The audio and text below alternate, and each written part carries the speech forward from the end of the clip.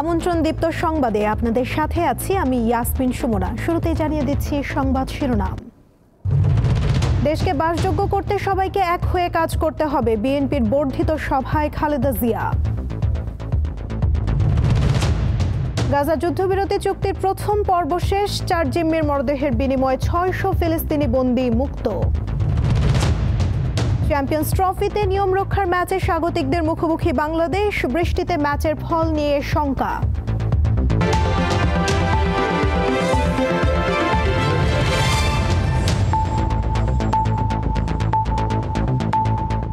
শুনছিলেন শিরোনাম, এবারে বিস্তারিত।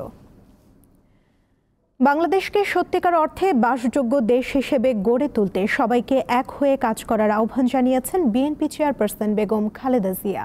বৃহস্পতিবার জাতীয় সংসদ ভবনের এলডি হল প্রাঙ্গণে আয়োজিত বিএনপির বর্ধিত সভায় দেয়া ভিডিও বার্তায় তিনি এই আহ্বান জানান। বিএনপি চেয়ারপারসন বলেন, পতিত স্বৈরাচারের দোসররা গণ অভ্যুত্থান ব্যর্থ করার ষড়যন্ত্রে লিপ্ত রয়েছে, ফলে দেশ সংকটময় মুহূর্ত অতিক্রম করছে। তাই দেশ গঠনে বিএনপি নেতাকর্মীদের ঐক্যবদ্ধভাবে কাজ করার নির্দেশ দেন খালেদা জিয়া। বিএনপির ভারপ্রাপ্ত চেয়ারম্যান তারেক রহমান লন্ডন থেকে ভার্চুয়ালি যুক্ত হয়ে বর্ধিত সভায় সভাপতিত্ব করছেন। সভায় বিএনপির জাতীয় স্থায়ী কমিটির সদস্য, চেয়ারপারসনের উপদেষ্টা পরিষদ ও কেন্দ্রীয় নির্বাহী কমিটির সদস্য এবং মহানগর ও জেলার সব থানা, উপজেলা ও পৌর কমিটির সভাপতি, সাধারণ সম্পাদক, আহ্বায়ক ও সদস্য সচিব সহ অন্তত 4000 নেতা অংশ নিয়েছেন।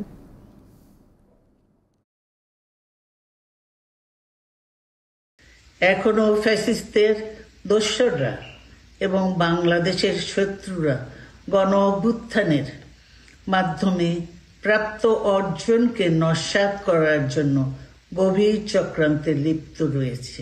আসুন, প্রতিহিংসা, প্রতিশোধ নয়, পারস্পরিক ভালোবাসা ও ভ্রাতৃত্বের মাধ্যমে আমরা সকলে মিলে আমাদের প্রিয় মাতৃভূমিকে, বাংলাদেশকে সত্যিকার অর্থেই একটি বাসযোগ্য, উন্নত ও গণতান্ত্রিক রাষ্ট্রে পরিণত করি।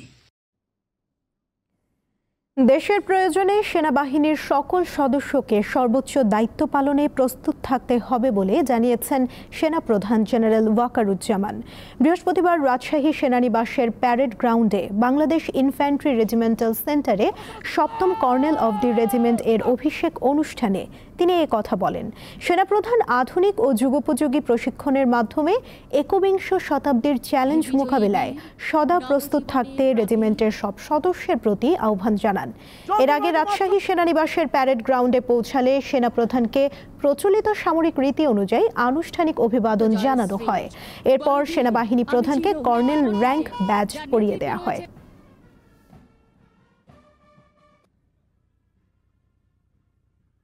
ওয়াকারুজ্জামান এইমাত্র আমাদের মাঝে এসে পৌঁছায়। আমি আশা করব বাংলাদেশ ইনফ্যান্ট্রি রেজিমেন্টের প্রতিটি সদস্য তাদের উপর অর্পিত দায়িত্ব সর্বোচ্চ শৃঙ্খলা এবং পেশাদারিত্বের সাথে পালন করবে। এই রেজিমেন্টের প্রতিটি সদস্য দেশের যে কোনো প্রয়োজনে স্বতঃস্ফূর্তভাবে দায়িত্ব পালন করবে এবং প্রয়োজনে নিজেদের জীবন উৎসর্গ করতে প্রস্তুত থাকবে। বেক্সিমকোর 14টি পোশাক কারখানা বন্ধ ঘোষণা করা হয়েছে। এই প্রতিষ্ঠানের শ্রমিকদের পাওনা দিতে প্রয়োজনীয় 525 কোটি টাকার ব্যবস্থা করেছে সরকার। আগামী 9 মার্চ থেকে শ্রমিকদের পাওনা পরিশোধ শুরু হবে বলে জানিয়েছেন শ্রম উপদেষ্টা এম শাখাওয়াত হোসেন। বৃহস্পতিবার সচিবালয়ে সাংবাদিকদের তিনি আরও বলেন, 325 কোটি টাকা অর্থ মন্ত্রণালয় এবং বাকিটা দিচ্ছে শ্রম মন্ত্রণালয়। তিনি বলেন, বেক্সিমকোর যেসব কর্মকর্তা কর্মচারী অনিয়মের সঙ্গে জড়িত তাদের সকলের বিরুদ্ধে ব্যবস্থা নেওয়া হবে। শ্রম উপদেষ্টা জানান, সরকার শ্রমিকদের বিরুদ্ধে না, তবে কোনো উপায় নেই।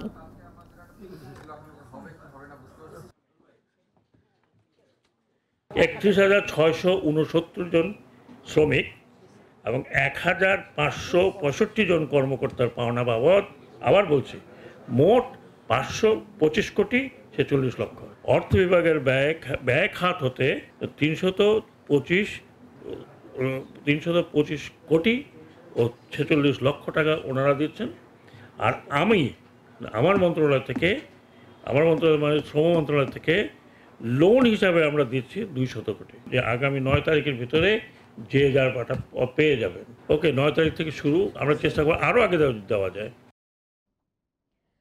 আইন শৃঙ্খলার অবনতি হওয়ায় রাজধানী জুড়ে চলছে যৌথ বাহিনীর সাঁড়াশি অভিযান। গতরাতে রাজধানীর সূত্রাপুরে চেকপোস্টে তল্লাশি করার পাশাপাশি টহল দেয় সেনাবাহিনী, র্যাব ও পুলিশ। এ সময় সড়কে চলাচল করার সকল যানবাহন ও সন্দেহভাজন পথচারীকে তল্লাশি করা হয়। সেনাবাহিনী জানায় তারা সূত্রাপুর, গ্যান্ডারিয়া, সদরঘাট, জুরাইন এলাকায় রাত 3টা পর্যন্ত চেকপোস্টে তল্লাশি ও টহল দেয়।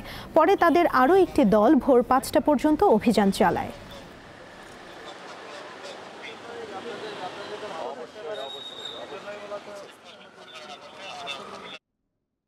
এবার আন্তর্জাতিক সংবাদ। গাজা যুদ্ধবিরতি চুক্তি নিয়ে যে অচলাবস্থা তৈরি হয়েছিল তা কেটেছে বলে জানিয়েছেন ইসরায়েল ও হামাসের কর্মকর্তারা। স্থানীয় সময় বৃহস্পতিবার ভোরে 4 ইসরায়েলি জিম্মির মরদেহ হস্তান্তর করে হামাস। অন্যদিকে 600 জন ফিলিস্তিনি কারাবন্দীকে মুক্তি দিয়েছে ইসরায়েল। গত সপ্তাহে এসব ফিলিস্তিনিদের মুক্তি দেওয়ার কথা থাকলেও জিম্মিদের সঙ্গে অসৌজন্যমূলক আচরণের অভিযোগে ইসরায়েল তাদের মুক্তি স্থগিত করেছিল।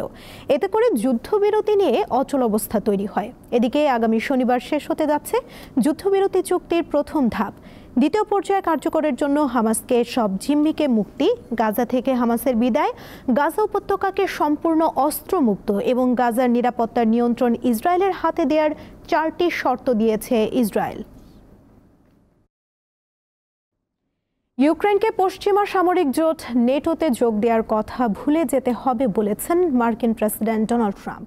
পাশাপাশি চলমান যুদ্ধ বন্ধে চুক্তিতে পৌঁছাতে রুশ প্রেসিডেন্ট ভ্লাদিমির পুতিনকেও ছাড় দিতে হবে বলে জানিয়েছেন তিনি।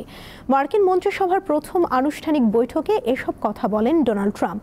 দ্বিতীয় মেয়াদে ক্ষমতায় আসার 1 মাসের বেশি সময় পর বুধবার প্রথম মন্ত্রিসভার বৈঠক করলেন মার্কিন প্রেসিডেন্ট।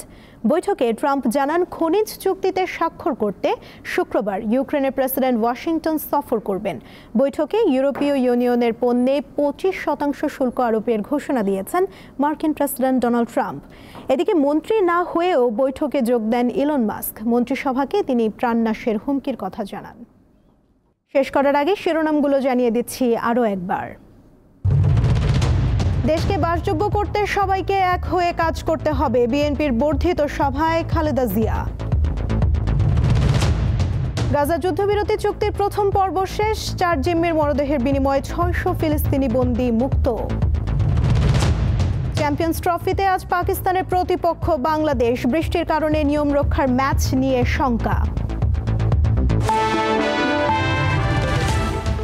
এই ছিল এখনকার মতো। পরবর্তী সংবাদ বিকেল 4টায় দেখার আমন্ত্রণ রইল। এছাড়া আরও তথ্য এবং বিনোদন জগতের নানা খবর পেতে যুক্ত থাকুন দীপ্ত ডিজিটাল প্ল্যাটফর্মের সাথে। ধন্যবাদ সবাইকে।